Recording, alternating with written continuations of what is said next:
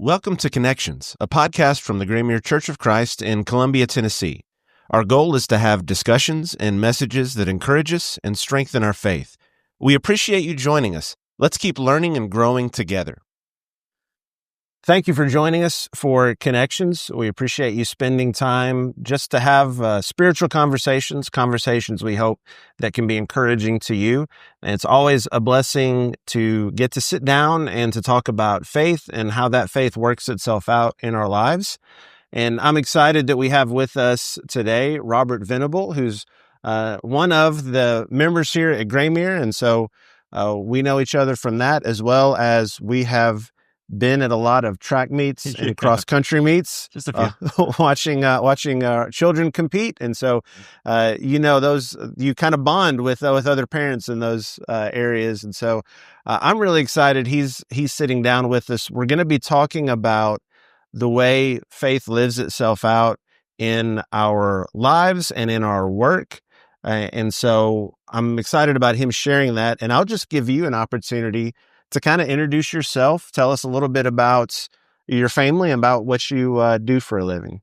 Well, like Andrew said, I'm Robert Venable. I'm a music mixer, producer, engineer. Been doing that full time for about 20 years. Also own a recording studio and have for a couple decades. And if for people who don't know what that is, I record bands or musicians and try to make them sound as good as they do in real life or better, so they can be put on the internet or on what they used to call CDs or cassettes back in the day. And, consumed for your AirPods or telephone or wherever you're listening to music. I also work for Kelly Clarkson. She has a TV show, The Kelly Clarkson Show, aptly named. And she sings at the beginning of every show and also has random bands or artists. Dolly Parton, anybody you can think of has been on the show. We've done over 1,000 episodes, and everyone has at least one music performance. So I record and mix that for TV and the internet as well. So I stay busy. I am married, been married for 21 years coming up in January. So 20 and a half years to Amanda. And I have twins that are both seniors at high school, along with your son. And I think my son and your son are very good, close friends. And like you said, we have sweat together, frozen together. That's right. All the elements. Yeah, all of the elements at track and cross-country meets. So that's a little nutshell of Robert Venable. That's who I am. Yeah. Well, and you mentioned, I appreciate the way you're explaining mixing and kind of what that is. And it might be too complex of a thing to boil down, but for those of us who just are used to listening to whatever comes on Spotify or whatever else, when you're mixing something, is it a matter of, I've got control of all the different instrument sounds and lining that up a certain way? That's probably one of the most frequently asked questions about what I do, what mixing is in general. And here's the best way I've found to put it. So if you listen to a band that might have 4 people in it, a singer, a guitar player, a bass player, and a drummer. You're like, oh, well, how many things is that to mix and to play with? Well, a lot of albums I work on, songs will have up to 120, 160 different tracks I'm working with. And a track being, I might have 3 microphones on a kick drum, and then 2 or 3 on a snare drum, and then maybe 2 on each tom, 1 for each cymbal, 2 back in that side of the room, 1 way back over there in the room just for drums. I might end up with 16 to 18 tracks for drums. And I'm panning them left and right. So you hear a drum over here and a drum over here. I'm making the kick drum sound big and boomy, and the snare drum sound sizzly by taking out the low end and the frequencies. But also, like you said, volumes. So I want some things to be louder than others, and I'm adding effects and reverb and delay, and all of that's my creative element. That's where I live, my world. They play the instruments, but I get to take those and enhance them and kind of put them in a sonic atmosphere around your head. So when you listen, you hear something over here, that's because the mix engineer put it over there. So that's kind of my thing. I balance the levels and make it sound more like what you hear on the radio and less like standing in a room full of people just playing full tilt on instruments around you. Yeah. Well, and that's something I know I probably don't think as much as I should when I'm listening to music, that, you're listening to the artist or you're listening to the band, but there are a lot of other people that are involved in making that sound the way it sounds. 100%. And so that's assistants and other assistants and interns and some people's job, and especially for audio for TV, are just to tape down cords or cables or wrap them up under the feet of the people who are performing. And people behind cameras who are monitoring things on audio and people watching levels, and you have to have audio at certain levels, especially for TV, for certain networks. NBC or ABC have different volume parameters they have to stick to, as opposed to if you listen to something on Spotify or Apple Music or YouTube, that's all different levels that they require. So you have to kind of be cognizant of all of that. Yeah. Yeah. I didn't realize that. Yeah. So and you've talked a little bit about the work in TV, but I think it's really neat to describe the work you do. Obviously, the Kelly Clarkson's show is filmed in New York. Now, yeah. So now it is. So tell us a little bit about how you've worked that out, because it's a pretty neat setup. I took the job in waist-high waters of COVID. I was flying back and forth from here in Nashville to LA, Burbank, every week to work 3 or 4 days a week, and then back on the weekends to spend time with my family. Highly don't recommend ever doing that. That just plays a toll on your family. And we prayed about it, and we had a family meeting. We decided this would be fun to do for a little while, but maybe not for a long while. Yeah. So I did for a couple of years, and then I started feeling that weight of, I'm like, this is not good. Like, no one should have to be away from their family this much, and our kids are still in school. I need to be there for them. Yeah. So I started inquiring about how I could not be on an airplane more times than I'm not on an airplane. Right. Or more times than I am on a plane. And so I talked to my boss, and he's like, I don't know if it's possible, but I'm like, well, what if I get snowed in, or what if the plane's late and I miss an episode? Someone's got to figure out how to where does it go? All right, we'll work it out for safety reasons. And then I started weaning myself from being in person in LA to, I'm going to spend this time. I did get snowed in and had to miss a day, or actually miss 3 days, missed the whole taping week. And he's like, well, I'll monitor you remotely, but you can mix remotely and see if it works. So I mixed from my home studio, and they're like, no harm, no foul. Sounds fine. All right. And then it became more of a challenge to see how many times I could not fly to LA without anybody noticing. Yeah. And I think I went a week, and then didn't let my boss know I was going to do it. He and our friends. It's not going to, I'm not going to get fired for that, but maybe a slap on the wrist if I got caught. But it was a risk I took. And he said, I didn't even know you weren't there. It's like, I don't see why you can't do this remotely. In fact, I want to be remote. So we're trying to get him that way. The show moved to New York a couple years ago. And I went there one time to set up my room in 30 Rock, my mix room there, make sure everything works, and haven't been back since. Wow. So I mix fully remote, live in real time as we tape the shows.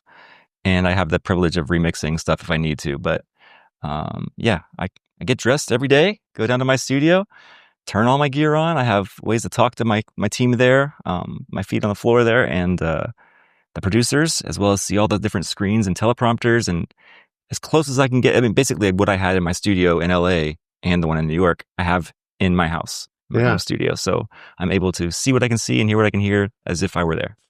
And whatever adjustments you make, that's adjusted in the room there. That's awesome. I'm remoting into 3 different computers there in New York, as well as the console.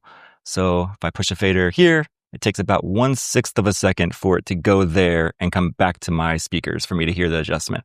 So, it's really fast. Yeah. Technology beyond my knowledge, but wow. It works, so I don't touch it. Yeah, that's true. That's true. Well, I also love just the fact of, I think what you're describing is something that all of us who are parents can relate to, the idea of how do we navigate, and kind of like you said, there are some times where, okay, here's the way my time is going to look like for right now, and then let's figure out what we can do. So I just think it's awesome to see the way you were able to make those adjustments and have that priority. Because I just know the setting may be different for a lot of parents listening, but I think a lot of parents can identify with that. Yeah, it's a huge blessing, man, to be able to eat dinner with my family. Most of the time, there's still days I'm working really, really late, but I get to go lay my head on my own pillow, spend the evening, wake up in the morning, to help get the kids ready for school. Not anymore. They're a little older than that. Right. Some days, maybe. Yeah, depending on how slow things are moving. Yeah.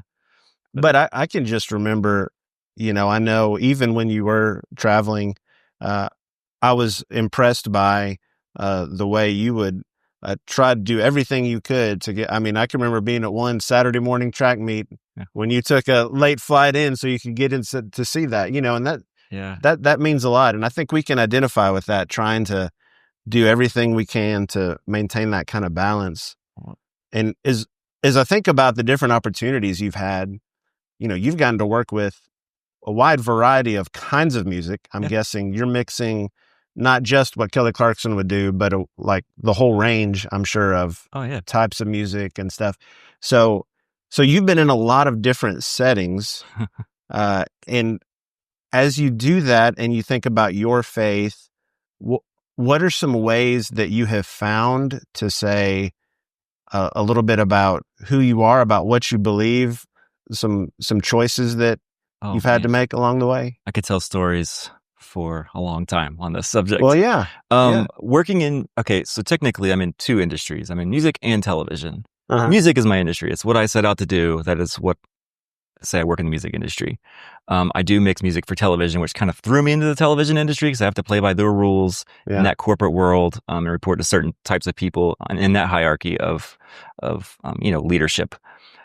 So in those two industries, being very different, have a lot of similarities, including a lot of the people who work in those industries are not people of faith, and they're not people who prioritize anything other than themselves. They're very surface level industries, as you could imagine. I mean, one industry is all about acting and becoming someone you're not and pretending to be that person or in that situation.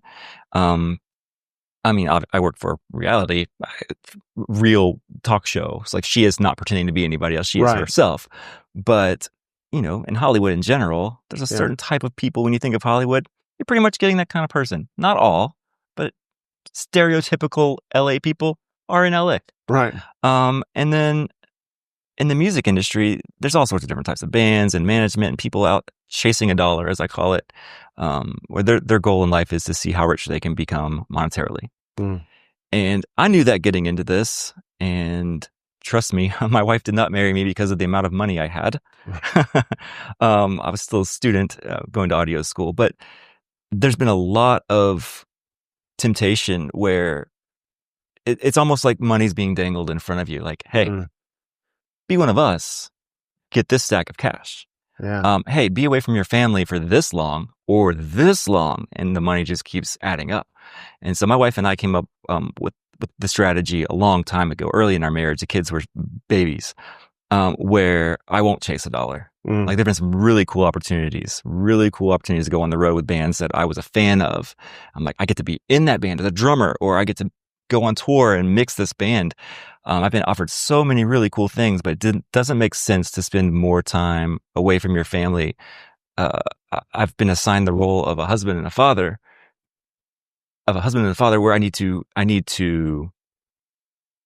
provide for them. I need to be there for them. I need to lead them in a way that, according to what Scripture says, right? Yeah. That's been my leadership role. That's been what was given to me the second I said I do, the second we decided to have children.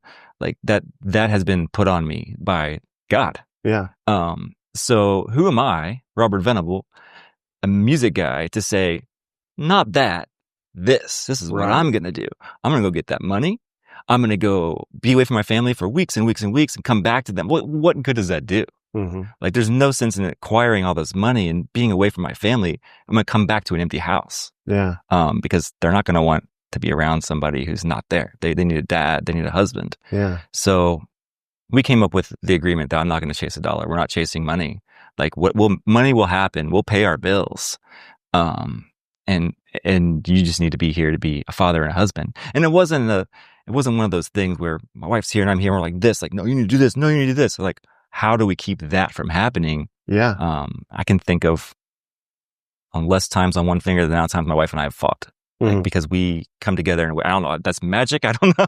Yeah. Like, that's not normal, I don't think. But especially when it comes to this kind of thing, money can tear people apart. Either not having it or having too much of it. Both ways, either way. There's a whole spectrum there. So I made a decision not to chase money. But there's a specific instance I can think of just starting in my career. And it would have been huge for my career. Working in hip hop, rap and hip hop, working with a very notable artist. Everybody knew this name. Everybody knew the name. I'd probably sing all the words to their songs. They're played on regular radio, top 40 stuff. And I just remember getting a text message, which was one of my 40 I was allotted that month. Right. Back in the day. Yeah. Remember that long ago? Yeah. Saying, hey, meet me at this club. Here's the address. We're going to meet with the artists. We're going to meet with the label people. I'm going to have you sign contracts and we'll do this record. And I'm like, babe, this is huge. This is going to be huge. This is where I take off, like early in my career. I show up at this club. It's not a kind of club I would have ever gone to on my own accord, where clothing was optional. And I'm like, this is not me. I don't know, where's the paper? I'll just sign this and I'm going to go back home. I send number 2 text of my 49 texts for that month to my wife saying, hey, here's where I am. Right. I'm going to be leaving here soon. Anyway, ended up saying, hey, the contract's not here. It's at our private area over by the airport. Just come there and we'll sign there. I'm like, okay, let's go. Let's leave. Yeah. I go there and it is something I've never seen before in my life and hope to never see again in my life. Just a room full of live DJ, booze, drugs, things I don't put myself in those situations. I don't like being around that. And someone pulls up and says, cops. So everybody there grabbed guns and held them out. And the guy that I knew there said, get behind me. And I'm thinking text message number 3 is about to be, call the cops and let them know there's one of their own on the inside. That's right. I'm on their side. I don't want to be on this end of this. And it all became really real at that point where I'm like, I am not where I need to be. I'm not around people I want to be around because I was chasing a dollar or chasing the next big thing, what I thought would make me successful. And that's where I had to draw the line. I'm like, I can't do this anymore. I told them I finished what I committed to and I'm out. And I did. I got paid on that project and I ducked out. No more. Yeah.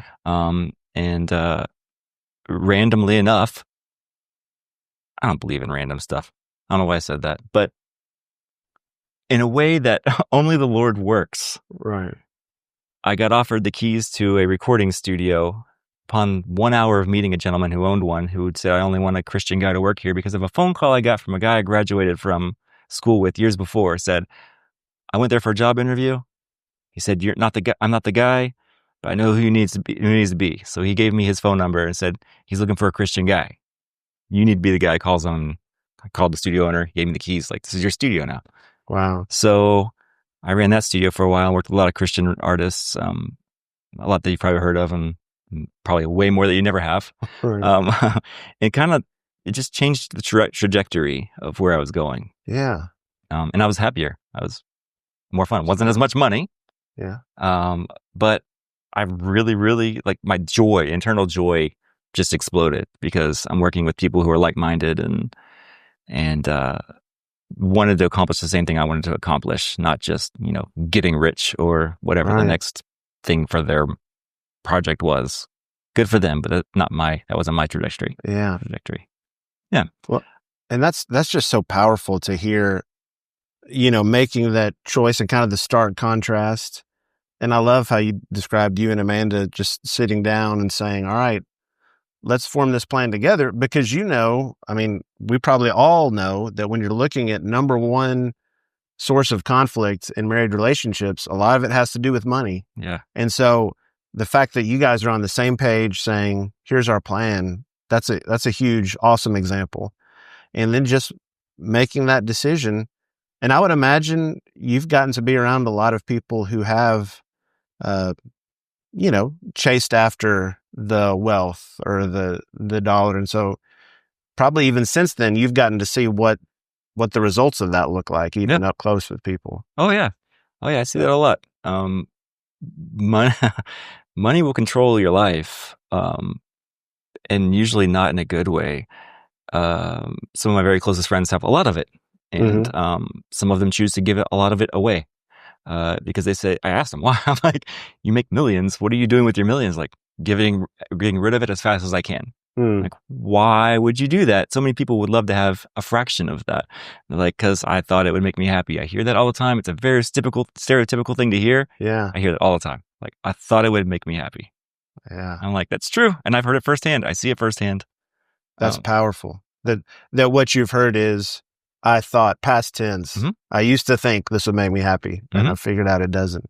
It is. And I just recently had the opportunity to speak to the school I went to for audio production. I graduated there 20-something years ago, and got to go back and teach a master class. But they were very goal-driven, oriented. Their idea of success, I asked them what their idea of success was. It's like, I want to make $1 million. I want a gold record. I want a Grammy, like all this kind of stuff. Yeah. Well, I've attained a lot of that, and it's just stuff. that all collects dust. And I mean, it's very, very cut and dry what it says in the Bible about earthly treasures, and it's very true. Like that gold will tarnish and rust off stuff.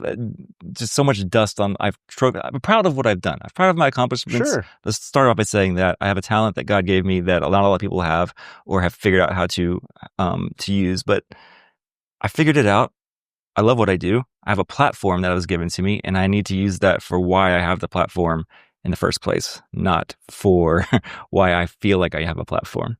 Yeah. As soon as I stop talking about why I'm here, the spotlight goes to me rather than to God. Like, you know what I mean? That's maybe worded weird, but I feel like, for instance, in LA, I remember getting there and just feeling like this is a very dark stage, not lit with lighting and stuff, but stage one where we recorded the show, first Kelly Clarkson show, going back to that. Just seemed like a lot of people were cold.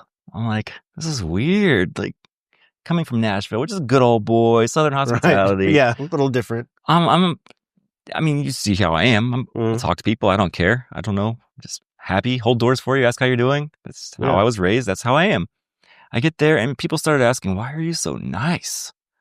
Interesting. And that was a gate opener for me.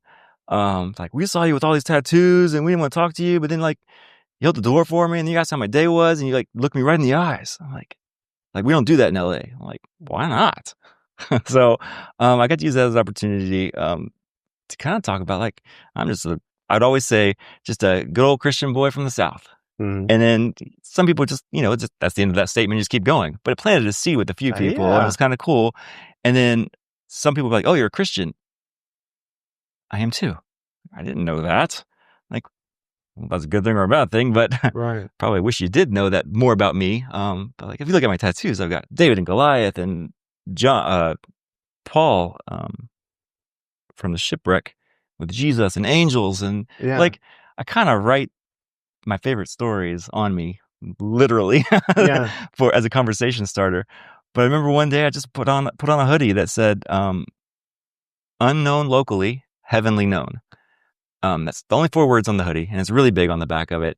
And you don't do that in LA. I remember my first day, I said, what do I wear, to my buddy who was in the band with Kelly. He's like, just look cool. I'm like, I don't know what to do. Look cool. Whatever. So I started wearing this hoodie. I left it in LA because there's so many people would talk to me about it and say, what's your hoodie mean? This literally what it means is like, you don't know who I am. These people don't know who I am. And I don't care they know who I am. I'm known by God. Right. It's like, and a lot of that would start conversations which would keep coming back. Years later, these people were like, hey, I want to talk to you about, like, where'd you get that hoodie? I was like, I just got baptized. I'm about to baptize my son. I'm like, what? Like, because of a hoodie I wore? Yeah. And it's a really good friend of mine. He's a good dude. And at first he was trying to find himself, trying to find out where his arrow was, what he was doing. He said his biggest claim to fame was being in a Michael Jackson music video. And like, he's like, I literally want to be a preacher now. I'm like, what? Like, slow your roll a little bit. Right. Yeah. Like, let's work on this foundation. He's like, no, I got baptized a year ago. I haven't seen you. And my son's going to be baptized coming up this spring. I'm like, that's crazy, man. Yeah. It's just because of a hoodie I wore on stage one day because I was cold. So I started wearing that hoodie and I left it in my little apartment out there. Anyway, don't know where I was going with that story other than the fact that I've decided intentionally to make my platform a platform for God, whether it be, I don't have a spotlight on me. No one knows who I am. No, I'm not Kelly Clarkson. I'm not the bands that I work with. I'm the guy behind the scenes intentionally for that. But I have a platform. Sure. I have weird enough fans on social media. That's weird to say. I win awards. I'm up on a stage. I have a way to say who I am without having to necessarily say who I am. My mouth can be closed, and I want people to know that I'm a Christian by what I'm doing. Absolutely. And I don't think there are people who know me who question that. hopefully anyway. Yeah. I'm doing a really bad job if that's the case, but hopefully people who have worked with me in any fashion, gotten to know me at all, would know like, oh yeah, Robert's Christian, whether they like it or not, or agree with it or not. It's not cool to be a Christian in LA or music or TV industries. It's not. Yeah. And I think I've probably lost some friends online or in real life because of things I've said or maybe reposted, but I'm not changing that. Yeah. Well, what you said reminded me of a principle that missionaries have talked about when they move to a new place and, you're learning the language. But one of the things they'll do when they greet people is they'll try to find ways to plant seeds. So instead of saying, it's a great day, how's your day going? Oh, it's great.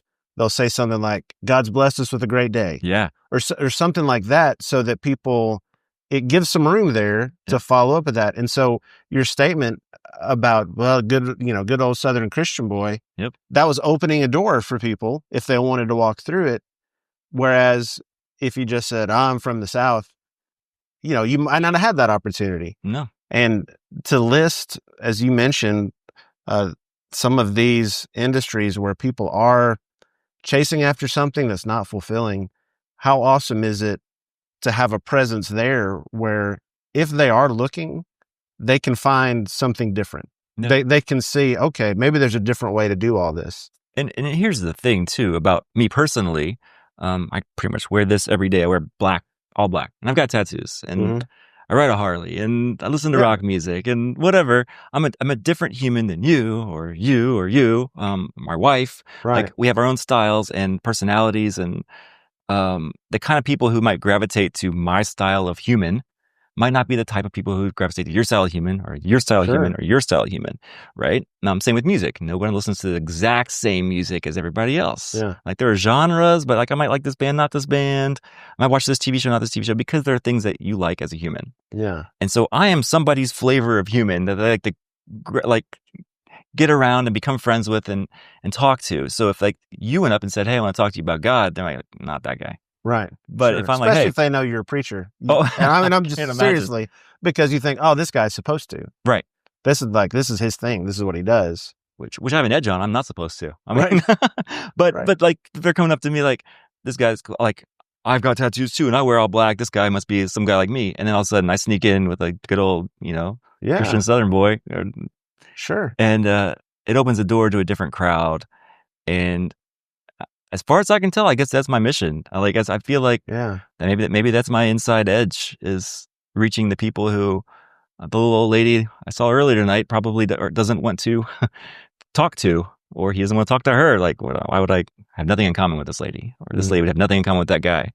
Maybe that's where I slide in. I get to talk to that guy. Yeah. And I ride motorcycles with a motorcycle group of guys. A lot of them are Christian guys. A lot of them aren't. Yeah. But that's a room for opportunity. And same with the industries I work in. Most of them aren't, or they're scared to admit it. So that's one of those things it's an internal battle. Like, do I just stay all friendly and not, after they're all like, oh, okay, perfect example for what I'm about to say. An artist, Rachel Platten, calling her out, did This Is My Fight song. Oh, yeah. That's the only song I know. Sorry, Rachel. Was on the show. I got to record and mix that. The very first thing she did was say, hey, can we stop real quick? And had, 6 to 8 video cameras on her, a crew of 120 people, all like ready to push buttons, and, lighting and sound and directors and writers and PR people, management, everybody's watching on these monitors and listening. And she stops everything. She goes, I just want to pray for this real quick. And she says a prayer, which I was only able to hear half of because my comm system lit up with everybody going, oh, great. One of these type people. Oh, this nut thinks this is going to, like, literally people were saying, oh, this nut. Oh, great. Got another one of these. And first thing I did was send her a message and like, hey, proud of you for using your platform. It takes guts. Also the first person in 100 or 1,000 episodes that has ever stopped everything to ask if they could pray for the performance she was about to do. So that being said, there's a lot of adversity and a lot of people going against the grain, which were all probably Rachel Platten fans until that moment. Or might be Robert Venable fans until that moment. But I don't care. And I know she didn't care. Yeah. And so that inspired me. in a way to like, man, that was very obvious, very blatant. There wasn't any subtlety in that. She stopped everything and made everybody listen to her. Just bless the performance she's about to have. Yeah. I'm like, I respect it. So anyway, it's hard to be that in this industry. There are people out there, but you don't know until they do that. I didn't know that about Rachel. I knew Fight Song. Mm-hmm. And all of a sudden she has to pray. I'm like, I admire that. Huh. Yeah. Maybe I can inspire somebody. Well, and just even as you've described, the live reaction to that too is telling, but also it's a reminder that, hey, when you take a step out to say what you believe, there could be and will be some consequences, and being ready to deal with those is part of it. And I often feel like I'm not prepared for the follow-up questions. That's like my biggest fear is like someone wants to have a conversation about it. I'm like, I don't know the answers. Yeah. Like, I know who to put you in touch with. Let me make a few phone calls. We can research some stuff. I've got a concordance. We can dive in. Right. I'm sorry, I'm horrible at this. And like part of it's just my memory's horrible. And then I don't know what's going on in my life, but my brain it's over there somewhere. I can't remember movies I've seen. I can't remember scripture I've read. I remember it's in there. I can't quote it. I can't find it. I'll have to Google it, but I'll figure it out. So my biggest fear is opening that can of worms further than I intend to, too fast. And then being like, oh, I led you to a dead end. I don't know where I'm supposed to go now. Yeah. So I try to connect those dots. So that's a battle I'm constantly facing. Yeah. I'm like, I'm going to plant this seed, but I don't know how to take care of a plant. Like, well, and what you're saying too is, I think, something everybody can identify with. And even from my perspective, a lot of times when you get questions, someone will say, well, you're a preacher. Let me ask you a question. And you're thinking, oh, I hope I'm ready for whatever you're going to ask me. And so in those moments, I think what you're doing is the best way to handle that is being completely transparent and saying, if there's something that you have struggled with before, or you know the answer to, saying, hey, here's something we have in common. Let me tell you where I come from here. But if it's something you don't know, being willing to say that.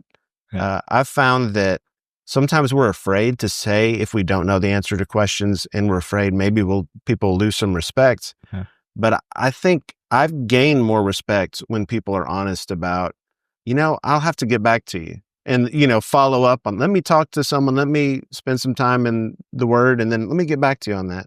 Because that's an honest answer. Absolutely. And that eliminates any idea of me thinking, oh, you're just making stuff up to, right. Like, how do I know anything? I can't trust you because you know the answer for everything. But if you don't, like, oh, maybe everything else he said was real because he just said he doesn't know the answer to this one. Yeah. Or if there's an answer that I've said just because I want to say something, but I've said it without thinking, and then later on you find out that wasn't accurate, well, that will make you question everything that I said at that point. So, that honesty and transparency goes a long way.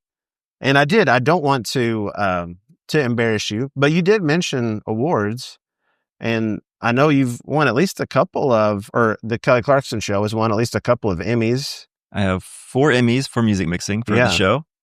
I have 4 Grammy nominations. So 4 Grammy losses.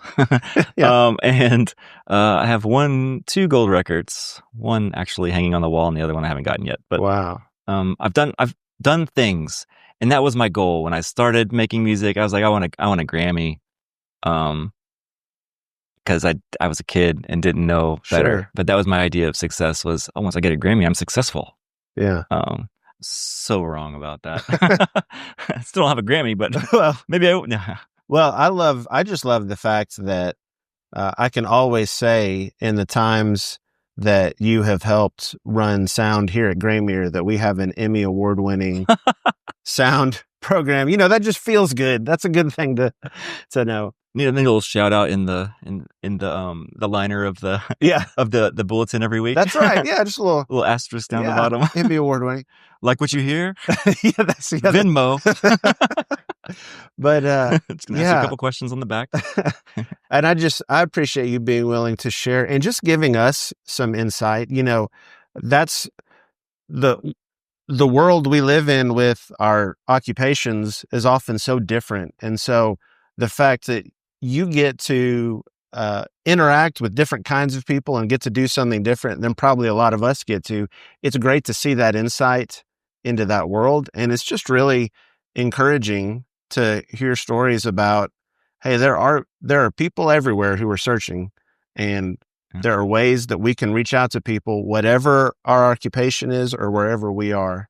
Yeah. And your description of how each of us can reach different individuals reminds me a lot of when Paul writes about the church as a body and different parts and different functions. And I think about that a lot on Sunday mornings, how there will be people in that auditorium that there's someone that only that person can really reach in the most effective way. Sure. Like if I knew who that, I might try to talk to him, but it's because of their relationship or they're working with this person, or we all have people in our lives that we're the ones who can reach them. Yeah. And that's just such an encouraging thing. So I appreciate you joining us and spending some time in conversation. And I know this has been encouraging to me. I hope it's been encouraging to all of you. And again, as I mentioned, all the things to do with podcasts, liking and subscribing and all of that good stuff. We are available. If you're watching this, you already know the videos on YouTube, and then Spotify or Apple Music or wherever you get podcasts will have the audio only version. So I hope you can not only enjoy it, maybe share it with someone else. This might be a way to start some spiritual conversations with someone, just to say, hey, have you heard this podcast? So appreciate you doing that. If you are in the Murray County area and you're looking for a church home, we would love to have you come worship with us at Graymere. You're always welcome here. And so let us know, connect with us online if you have any questions. But until the next time, thank you for joining us on Connections. Thank you for being part of Connections. We hope it was an encouragement to you. If you live in the Columbia area and don't have a church home, we would love for you to worship with us. You can find out information about meeting times, classes, and what to expect at graymere.com. You will always receive a warm welcome from the Graymere Church of Christ.